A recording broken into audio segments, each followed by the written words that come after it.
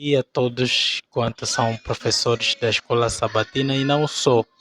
Até aqui vimos o sistema didático, definimos o que é o sistema, vimos que o sistema caminha junto com os objetivos, porque até, até lá conhecemos que um sistema é o conjunto de elementos, não é, objetos que funcionam ou trabalham para alcançar objetivos. E definimos os objetivos da escola sabatina. E depois falamos como os alunos aprendem, não é? Descobrimos que os alunos aprendem 90% quando participam nas atividades que o professor vai orientando. Então, falando e fazendo, assim os alunos aprendem 90%. E como prometemos que na próxima apresentação seria de métodos didáticos, então seja bem-vindo mais uma vez. Classe online dos professores. Estamos a trabalhar para capacitar todos os professores a fim de levarmos esse maravilhoso ministério. Esse é o nosso tema de hoje. Sem mais delongas, vamos definir o que são métodos. São um conjunto de procedimentos ou técnicas que um professor utiliza para alcançar os objetivos. Então, não basta só elementos, pessoas ou objeto, mas também os métodos ajudam a atingir objetivos. E existem, portanto, agrupamentos de método. O primeiro grupo é método oral. Nele nós encontramos explicação, exposição, diálogo, narração, discussão, ou seja, discurso e conversação. Bem, explicação nós já sabemos o que é, exposição sabemos o que é quando nós estamos a expor um assunto e na Bíblia isso acontece muito, até porque existe uma pregação que chamamos de pregação expositória, onde vai se expor as escrituras em torno de um tema. Por exemplo, você vai falar de Deus, você vai na Bíblia toda buscar os versículos e capítulos que falam sobre Deus. Então isso você está a expor a palavra de Deus. Então é um método de exposição. Diálogo, método de conversa. Narração é quando se limita apenas a contar uma história, um acontecimento e por aí fora. E conversação é baseado, claro, né, nas perguntas e respostas. E discurso é baseado como se fosse narração, mas não.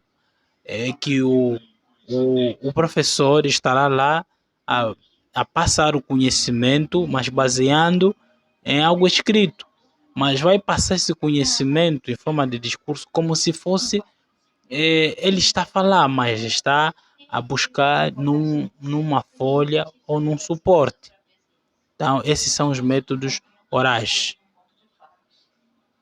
Método prático.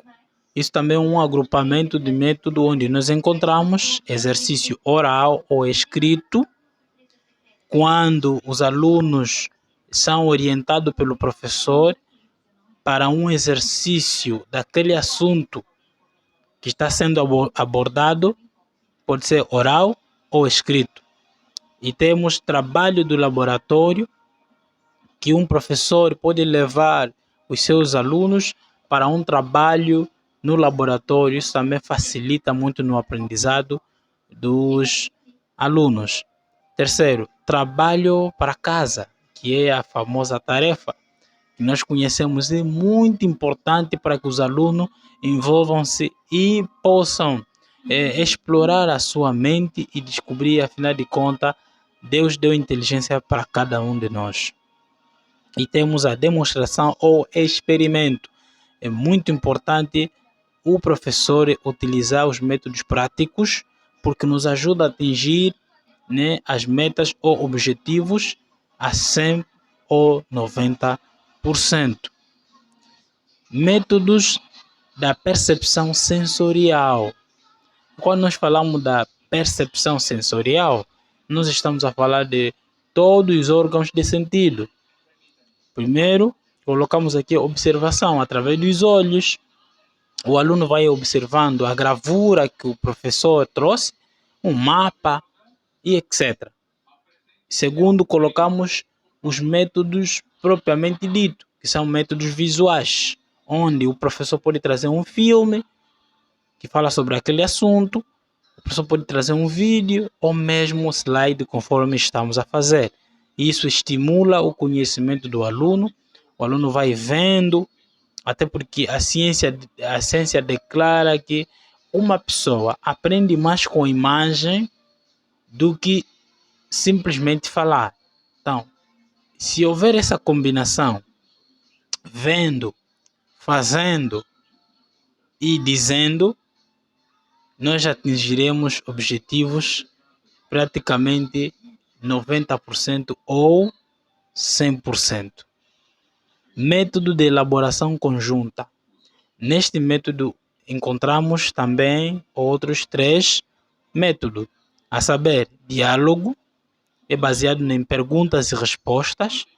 Segundo, conversação, que é a troca de ideias, onde vai ter uma espécie de debate, onde cada um vai dizer aquilo que entende em torno daquele tema. E temos a discussão propriamente dita, que é o debate, onde as ideias de cada pessoa são válidas e que cada um vai mostrar que sabe alguma coisa acerca daquele tema em abordagem. Conversação. Quando nós falamos da conversação, existem 2 tipos dentro dos métodos. Primeiro, conversação socrática. Usa-se em perguntas de controlo no início da aula. Ou também pode se usar no fim da aula. Simplesmente são perguntas de controlo, saber se os alunos dominam aquele assunto. Por exemplo, se o professor for falar da água, vai começar claramente, né? O que é a água? Será que alguém sabe os benefícios da água? São perguntas de controlo, né? Que também podemos chamar de perfil de entrada. Isso, depois nós vamos aprofundar, né, nos métodos. E temos a conversação heurística, onde o professor dita as perguntas que contêm problemas para o pensamento do aluno, exigindo formas de opiniões. O professor dirige a discussão e os alunos são ativos. Lembra aquilo que nós falávamos sobre envolvimento passivo e ativo? Pois o aluno aprende mais no envolvimento ativo. Então, o professor tem que procurar ativar os seus alunos a envolverem nessa discussão, onde as perguntas que o professor já elabora traz para a classe, mas são perguntas que demonstram um problema para que o aluno pense, né? É forma de explorar o conhecimento que o aluno tem, mas tem que ser perguntas pré-elaboradas. E nós convidamos os professores a elaborarem as suas perguntas, estudar bem a lição, elabora perguntas para que os alunos possam ter naquele tema um conhecimento e não só falarem daquilo que sabe em torno do tema. Então, aula de métodos temos até aqui.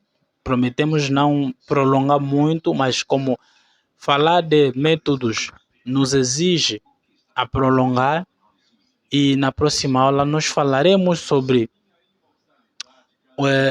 como são os alunos.